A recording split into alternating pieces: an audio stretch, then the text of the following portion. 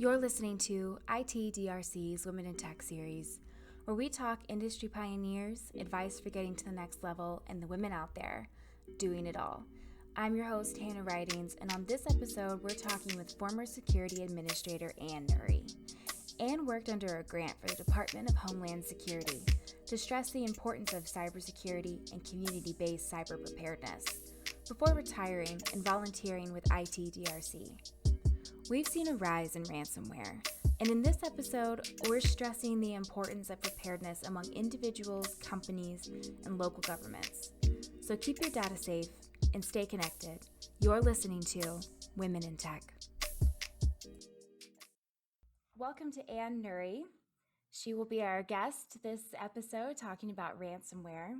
And she is more than qualified. She's held many positions in the industry, including information management systems, a business analyst before starting her own security consultant company, and then accepting a position for infrastructure assurance and security at UTSA, where she worked under a grant for the Department of Homeland Security. I'm so excited to have you, Ann. Thank you. I'm excited to be here. Well, how'd you get introduced to the organization, and how long have you been with ITDRC? I am definitely a newbie.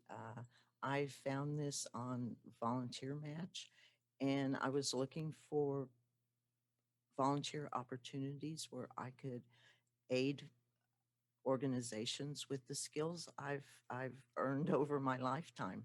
And ITDRC was really attractive to me because they did the type of work that we had seen as so necessary in going into communities and establishing cybersecurity programs that sort of moved in lockstep with their city or county emergency preparedness and putting more emphasis on cyber, because as we've seen, if we don't have access to be able to process transactions, our economy can quickly come to a screeching halt.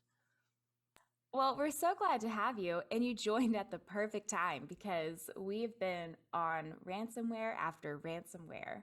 And it's something you can't get away from. And for me, it felt very recent because I've, been working here and writing a story about it. But this is something that's been going on in businesses and now small local governments for a while. When's the first time you heard of ransomware? Probably in the late 90s. It's actually been around since 1989.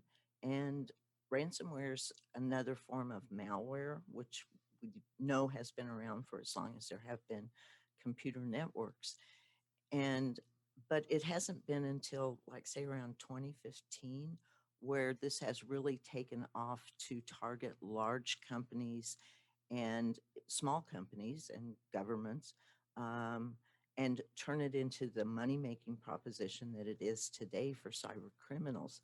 And the reason it was able to evolve into what we're seeing today as this massive epidemic of ransomware is cloud computing. Computing's now cheap, and you don't have to maintain those servers yourself. And also the development of cryptocurrency, because before, ransomware was largely directed towards individuals or small entities, small organizations, and it was largely, we'll release your records if we don't get payment. There wasn't a lot of just doing it for a large sum of money and then we'll release your stuff. It was more, how do we get someone to cough up money? And it was by showing,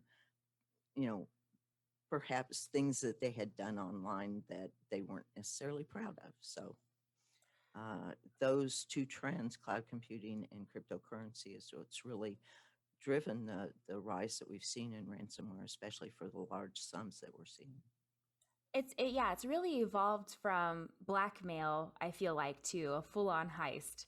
And Right. the misconception that I have found talking to local governments or individuals is that if you're small, you're safe, because it does sound like something that would be on a Mission Impossible movie. And if you're not this big company like Google, you're not going to be hit. But that's just not the case anymore. I mean, we're seeing it happen in Plano, Texarkana, schools, and your size no longer protects you. Right. And that was, we all know that was a fallacy anyway, because it doesn't matter the size of the organization or if you're an individual. If they take data that belongs to you and use it for criminal purposes or nefarious purposes, as long as that's your data that you have out there, who just because they're small doesn't mean that that's not critical data for them to operate their business or their organization. And so it's just that the large sums of money in the millions, or the scope of it, attacking, what are now, you know, multinational organizations, um, that's what is really driving the headlines. But it's always been there, and they always try and go after something that's important to the organization or the individual. So my data that I feel is important might not be the same as yours, but it's still important to me. And if I lost it, it would have consequences. So I read some things recently that really raised my eyebrows. And I'm sure you're aware of these statistics, but I'm going to share them with the audience because they were new to me. According to the DIR Office of the Chief Information Security Officer for the state of Texas, in 2020, there was a 300% increase in the amount of ransoms paid. And in 2019, there were more than 61 million ransomware attacks detected. That seems like an epidemic. Like, I was shocked by those numbers. Are you? Yes, when you see them, aggregated like that, you do see the magnitude of the problem. But I'm not really shocked that it has grown that much, because it would be nice if we saw an attendant drop in phishing emails, just the regular phishing emails we get. Unfortunately, a lot of those are now ransomware, carry links to potential ransomware infections. But this has become the economic reality. Why send out 10,000 emails and maybe get 2 hits off of that when you can um, hold a company's data for ransom and just about be assured that they're going to pay you? The whole business of ransomware, and it is a business. I mean, these people are organized. They've gotten better at paying, releasing data when they're paid. It used in the early days, when it was like against individuals and such, it was very common for them to not follow through and deliver a decrypt key. But now, because these people are maintaining their reputation as criminals, they offer payment options. They offer help desk where you can call and get help in sending your payment in. This is an organized um, crime setup. And whether it's sponsored by a nation state or a hacker group, it's become big business. So, for someone starting a company or putting together their emergency plan for the city, um, can you tell us what really is ransomware and how does it find you and get into your systems? One of, as I said, it's a type of malware. So a lot of the vectors that we saw with regular malware, whether it was a worm or Trojan virus, whatever, um, is still the main delivery method. And overall, phishing emails are still the number one way that they are getting a foothold in a company. And um, other ways that ransomware is being spread um, is through malicious software. And some of these things are really sort of troubling in the environment that we've had for the last 18 months, 2 years under the pandemic, because you're working at home. The tools that you used in the office might not be available on your computer. You was using them from a shared location or whatever. So you download some software. Well, this does pretty much the same thing. I'll just download this and use it while I'm working from home. No, don't do that. Malicious software is a way that this can spread. Remote desktop procedure is another way. If they find open ports on your computer to get in and get access to your network, is a way to get this. Unpatched operating systems and software. One of the ways that they are propagating ransomware is through what's known as drive-by downloads, and this is the one that really scares me, because you go to a web page. It could be the New York Times, it could be the Wall Street Journal, whatever, and there are advertisements. And most companies, say the New York Times, doesn't vet all those advertisements. Those are done through services, and they rent out space just like they did in their newspapers. And code can be on a web page, and you don't even have to click on it. It can determine if your system has any vulnerabilities, what the vulnerabilities are, because it's capturing the version of browser that you're using, other details that it's able to obtain from your web client, and you haven't done anything. And you may be infected with ransomware as a result. So there's a lot of ways that you can get ransomware.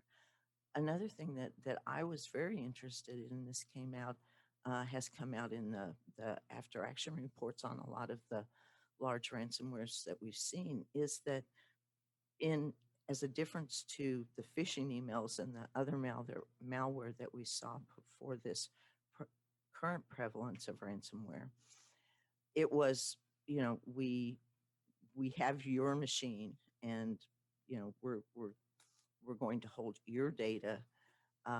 Now, the ransomware attacks that we're seeing, these people have been in the network for possibly, months, 9 months, 12 months. They are analyzing. They're very covert in being on your network, and they're analyzing where your data stores are, where your most important data resides. Can they get to it? Are there other unpatched systems that they can exploit vulnerabilities on to get even more data? All of those things, this is a very premeditated thing. They choose their targets wisely, they do their reconnaissance, and by doing that, it's a long, slow attack, and they're usually successful. So, for a company with 120 users, that's a lot of pressure to make sure no one's clicking on something or downloading anything. And it's a matter of when, not if, you get hit by phishing or any type of way they can get in. So, how should people be preparing for these attacks or preventing? Um, Excellent question. It's difficult. First of all, make sure that you have backups of especially your critical data, and also make sure you store a copy of that, whether it's periodic or say updated monthly, whatever. Store a copy of your backups in a non-network attached location, because anything that is attached to an infected computer is probably going to be infected as well. So if you have if you're doing, continual backups, then incremental backups, then you're running a risk that, because that storage is mapped or attached to a device on your network, that can be corrupted too. So keep a copy of your backup somewhere where it's not online, and then test your backups. Make sure you can restore your backups. Keep your operating system and software up to date. As I said, they're able to scan potential vulnerabilities on your machine just by visiting a web page. So keep everything as up to date as you can. Maintain your antivirus software. It's not always reliable in terms of catching ransomware, but it's better than nothing. Things have to be identified as bad before systems know to avoid it. So that's one of the things that you see is if they, make some variation of an attack that hasn't been identified through a signature that can be distributed to your antivirus, your antivirus doesn't know that that's bad yet. It takes a while for their identification to catch up and potentially eliminate that or keep it from infecting your system. It's 0-day attack on software, so to speak. So um, if you look at it that way, so it helps, but it's not going to catch everything. Um, Utilize whatever email protection is available through your service. If both Office 365 and Google, the Google Suite, have additional email protections that can be applied. For instance, graying out links so that they're not clickable, trying to reduce the attack surface that way. Um, and so if you're using one of those services, find out what's available and take advantage of everything that's in your mail client. There are a lot of excellent vendors out there for email protection, but this is where you run into a problem with small businesses and local governments, etc. They don't have the money or the personnel to devote to maintaining those systems. They don't enjoy the luxury that large companies have. And so, make sure you're taking advantage of every capability of the software that you've decided on, that your price point can afford for your organization, but make sure you're taking advantage of it. And then finally, and really what our first and best line of defense is end user training. Going through training once a year at the end of the year to say, hey, I've done this, and you're good, and you don't have to take this till next year. It's not enough anymore. People have to be reminded. And um, there are companies out there that do phishing tests, or you can do your own, but check with your lawyer first. But um, do phishing tests to see how many of your employees fall for phishing emails and make sure that they understand the consequences of that. It's both education and management setting expectations for their employees. And I think that's a great idea. I used to work for a company that did those test phishing emails, and we were surprised Yeah. and for about the amount of people that would fail and just click on it instantly. If they got a link, they clicked on it. And so Right. they started saying, two-step verification is not enough. This email made it to you.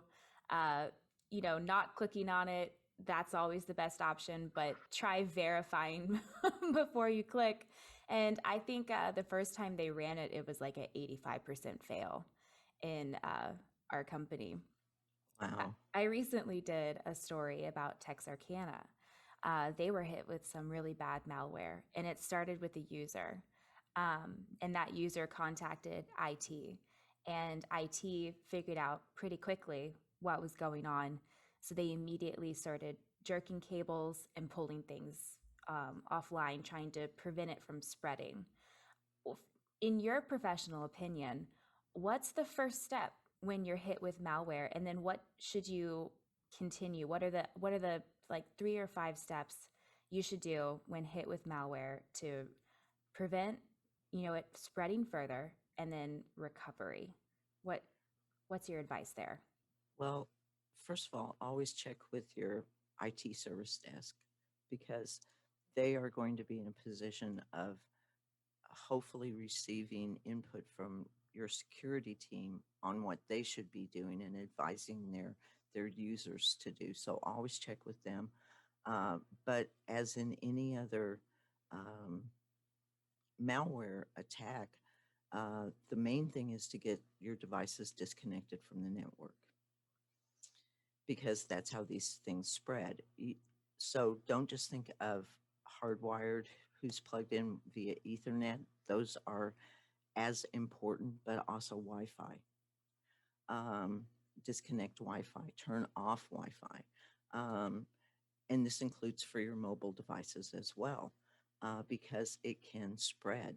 Do not turn off the machine because that destroys some of the evidence that may remain on that machine of where the attacker came from, or potentially um, it turning it off could trigger commands that are in the background running, such as purging logs, etc.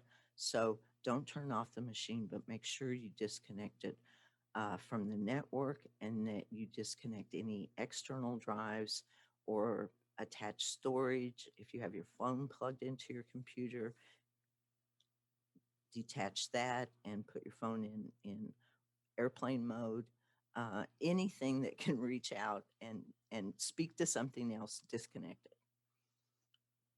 Obviously, the list of what you need to do is going to be very different from what your CISO or your security team, your management team, your lawyers, whether they're external counsel or internal, um, they have a very long list of things they're doing, because you have to decide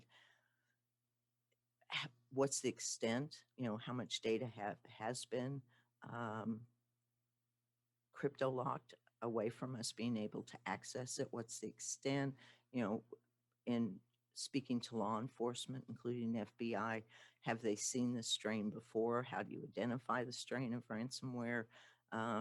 Making the decision of, do you pay, do you not pay, especially in light of what happened after the pipeline ransomware incident, where they're now looking at paying the ransom as an offense.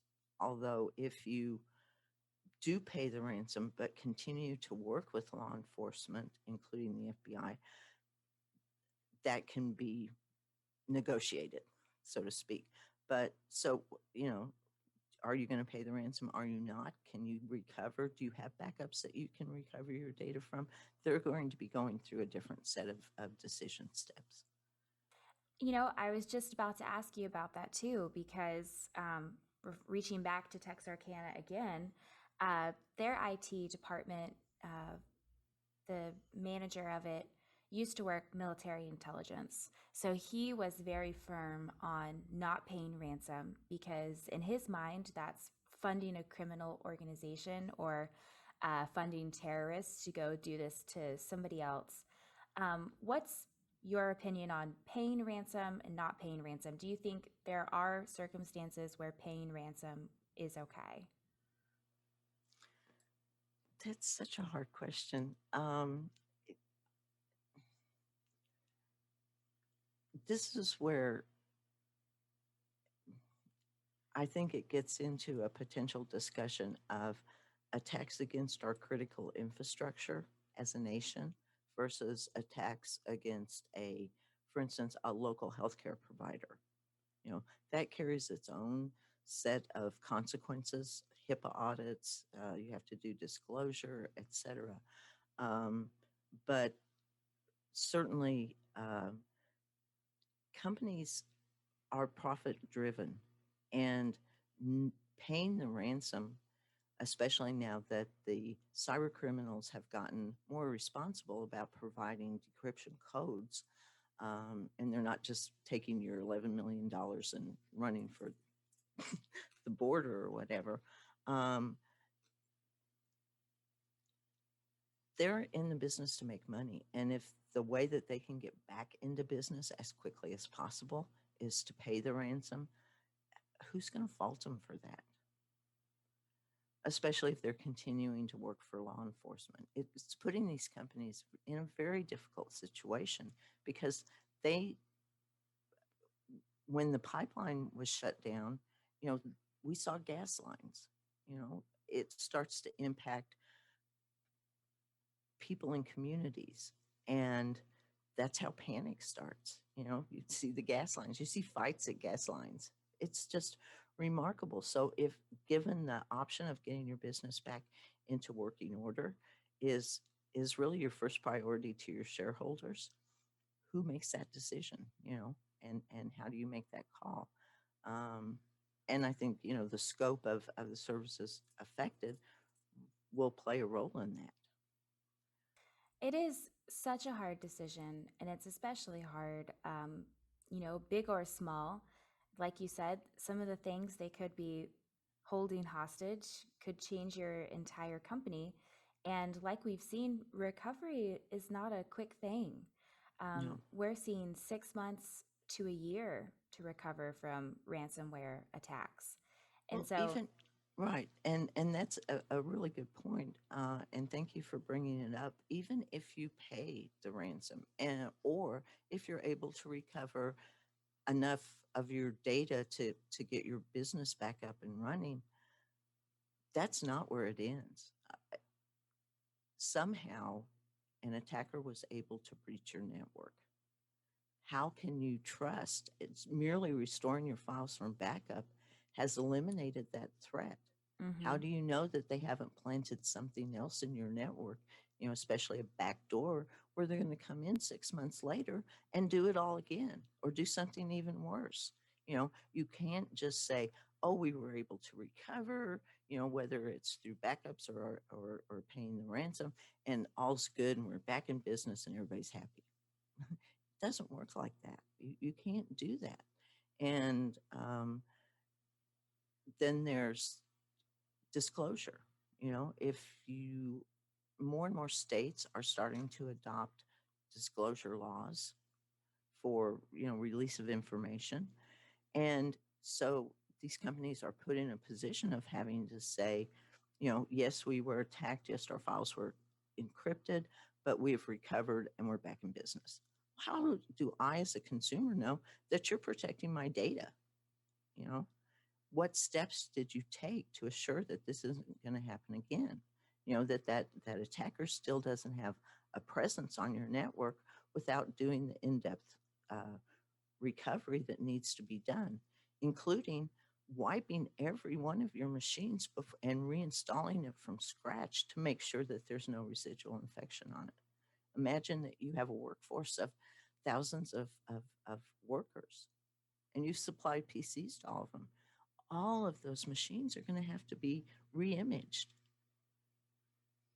It's It's a huge undertaking to recover from something like this.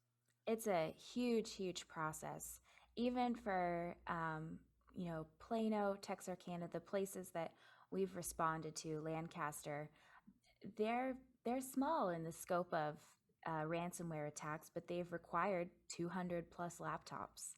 So if you're looking at someone like Target, who was attacked a couple of years ago, or recently, the Russian hacker group that attacked the grocery store chains and some of the bigger ones and demanded 70 million.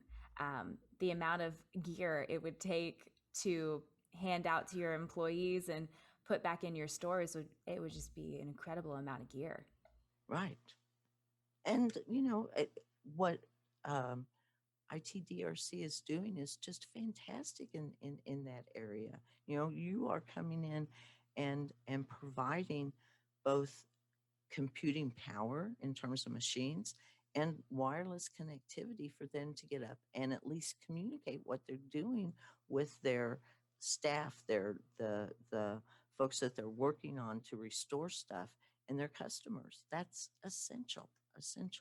And that truly is what interested me in what ITDRC does, is because they're filling that gap of giving them the tools to be able to recover their business or community affairs. And after a disaster, whether it's ransomware or a natural disaster, that is awesome. Well, that's so kind to say. And we are dedicated to providing that lifeline for people who have been attacked with ransomware and municipalities recovering. And so it's necessary now and it's on the rise. So Mm. it's something that everybody needs to prepare for. Speaking of individuals, how can people keep themselves safe when using their cell phone? I've heard things about public Wi Fi and all sorts of things like that when you're traveling. Do you have any tips for the individual using their cell phone and how to prevent their data being stolen or personal information being stolen off their cell phone? Uh, Excellent question. And when I was trying to anticipate what questions could come out of this that I, possibly couldn't answer, that was a huge mound of questions there, but one of the ones I did research specifically was about um, cell phones and mobile devices. Well, perfect. I know. And fortunately, while it is possible for mobile devices, phones specifically, to get infected, the incidence is much, much lower. And the reason why is because they store and execute applications differently than your desktop does. There's more isolation between the operating system of the phone and the programs that you're running. So while it is possible, it's not nearly as likely. It's like compared to a computer or server, or think of anything on your network, compared to cell phones maybe, run a 15-20% risk. And there are antivirus programs that you can load on your cell phone. There are VPN clients available for your cell phones. So you can take those additional steps. But the incidence is just simply because of the way cell phones work as opposed to computers, the incidence is much lower. Well, you heard it here first. Work off your cell phones only. But on the other hand, don't expect your cell phone is going to connect to your network resources. Okay. Well, Anne, before we hop off, how can you know you've been a victim of ransomware? That's a good question. Um, the two major indicators of you having been a victim is when you pull up a web browser or boot your computer, your desktop or your web browser is locked. You can't go anywhere. You can't do anything. The only thing you see is directions on how to pay the ransom. And another way is to look at your file extensions. And if they've been renamed with different file extensions that you don't recognize, that's another indicator that you've been a victim of ransomware. Again, disconnect, but don't turn off. Well, Anne, thank you so much for joining us this morning on Women in Tech. Your information has been vital, and I hope it changes the emergency plan for a company or municipality or even an individual. We really appreciate you being here. Thank you so much. It's my pleasure. And if I just hope the information can help, because as you say, this is becoming an epidemic in this country and we need to take stronger steps.